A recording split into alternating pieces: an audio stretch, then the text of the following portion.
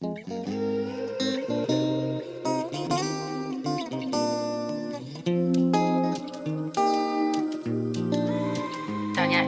M.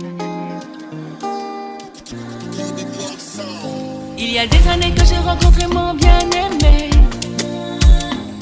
Contre toute attente, on a fini par se marier.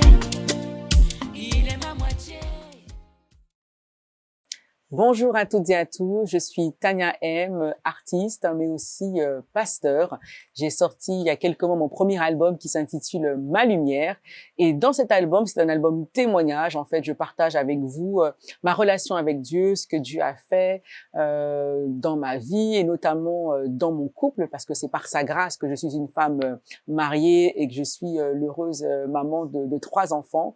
Et donc, j'ai voulu aujourd'hui partager avec vous un petit peu mon expérience, mais aussi surtout la parole de Dieu. Alors, on a commencé depuis un moment. Vous avez peut-être déjà suivi ces vidéos. Si c'est pas encore le cas, je vous encourage vraiment à vous les procurer et à suivre cet enseignement, comment faire que mon foyer soit un havre de paix. Donc, on a parlé de beaucoup de choses, et notamment de la préparation au mariage et surtout le fait que c'est important, c'est primordial lorsqu'on fait alliance avec un homme ou une femme de premièrement, faire alliance avec Dieu. Il faut d'abord avoir une intimité avec Dieu, il faut d'abord être amoureux ou amoureuse de Dieu avant d'être amoureuse d'un homme ou d'une femme et vraiment chercher à le connaître. Donc pour ceux qui sont encore célibataires, ne soyez pas trop pressés, prenez le temps de découvrir Dieu, de le connaître, d'expérimenter sa parole avant de vous lancer dans le cadre du mariage.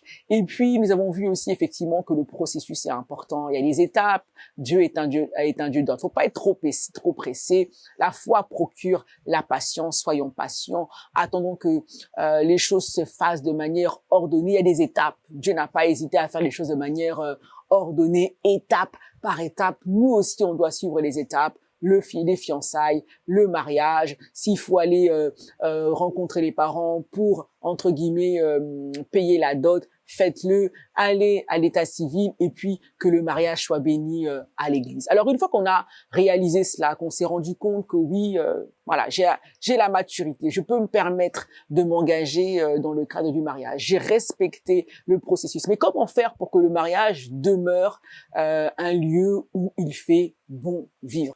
La Bible me dit, mes brebis entendent ma voix et elles me suivent. Bien-aimés, on doit prendre le temps de suivre Dieu. C'est nous qui devons le suivre et c'est pas à lui de nous suivre. Donc, c'est la raison pour laquelle parfois on commence bien, on respecte les étapes, on a choisi la bonne personne. Mais bien aimé dans le Seigneur, vous savez, une bénédiction, si vous n'en prenez pas soin, ça peut se transformer en quelque chose qui va vous faire du mal. Donc vraiment, il nous faut veiller. Il faut prendre soin de tout ce que Dieu nous donne. Dieu te donne une femme, prends-en soin. Dieu te donne un mari, prends-en soin. Voilà, ne pense pas qu'une fois que tu es marié, ça y est, il n'y a plus rien à faire. J'ai envie de dire, c'est là que tout commence. Il faut travailler au succès de son foyer. C'est un travail, le foyer. Et je vais vous dire, quand on travaille, tu peux travailler pour une entreprise, tu peux avoir ta propre entreprise et tu te dis, bah allez, je vais partir en vacances. En ce qui concerne le foyer, j'ai envie de dire, il n'y a pas de vacances. C'est du lundi au dimanche, tous les jours de l'année. Tu y travailles tous les jours. Donc, et c'est possible avec Dieu. C'est possible avec Dieu. On va lire ce passage-là, c'est dans Ecclésiaste, il me semble, chapitre 4 et le verset 12. La Bible dit ceci, « Et si quelqu'un est plus fort qu'un seul, les deux peuvent lui résister. Et la corde à 3 fils ne se rompt pas facilement. » Bien-aimé dans le Seigneur, j'aime beaucoup ce passage.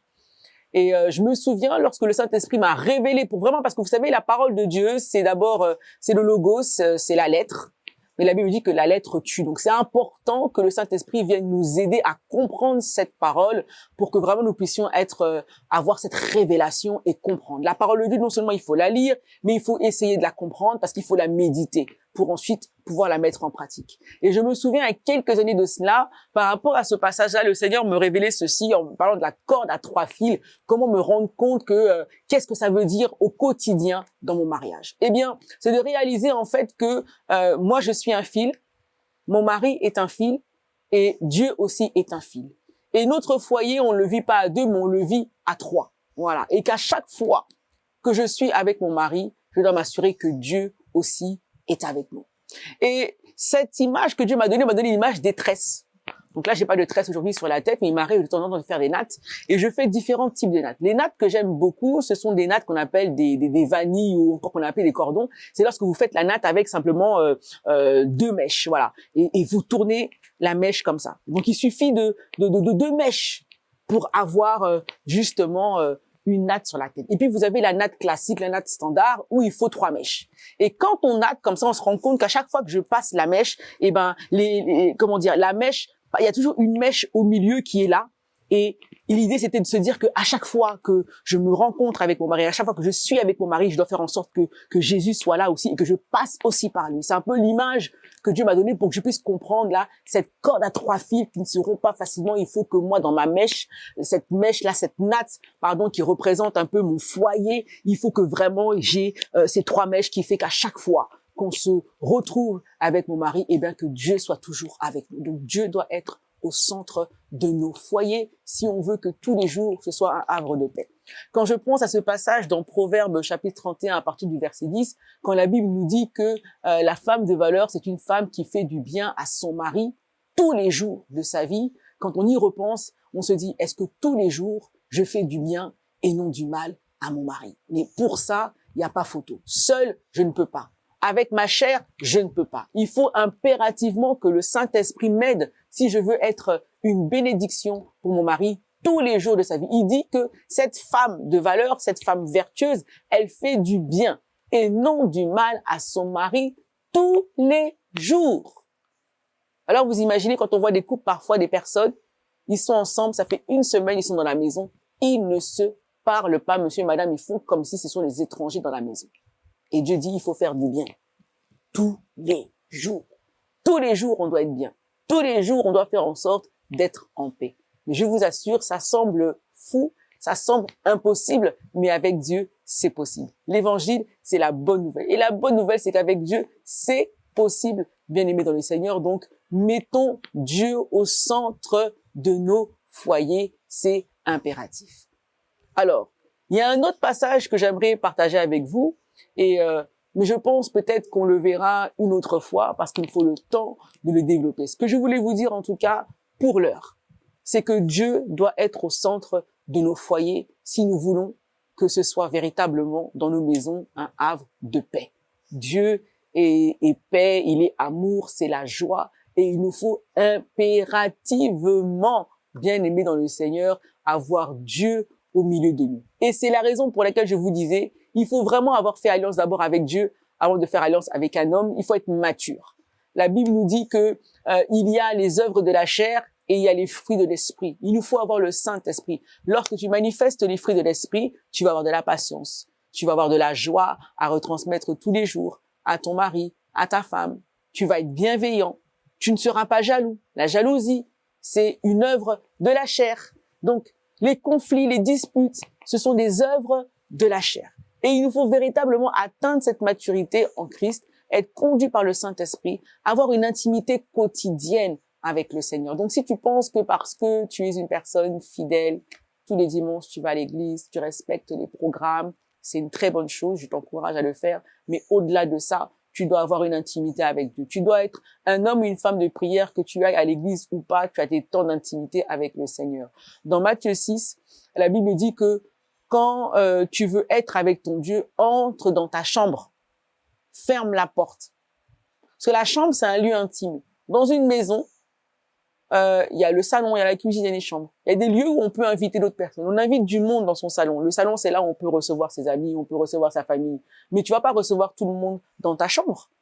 La chambre, c'est un lieu où tu dors. La chambre, c'est un lieu d'intimité. Tu es dans l'intimité. Et c'est là que tu es avec ton Dieu. Il dit quand tu veux prier, quand tu veux être dans l'intimité avec Dieu, entre dans ta chambre et puis ferme la porte. Voilà, ça c'est le secret d'une vie chrétienne, d'une vie d'intimité avec le Seigneur, c'est de pouvoir être dans cette chambre-là. Tu fermes la porte et tu passes ton temps à ton Dieu. Tu peux lui confesser tout ce que tu n'aurais pas le cœur de dire aux autres, mais tu peux le dire à Dieu parce que tu as besoin qu'il te guérisse, tu as besoin qu'il te restaure, tu as besoin qu'il te transforme, que tu sois véritablement une nouvelle créature.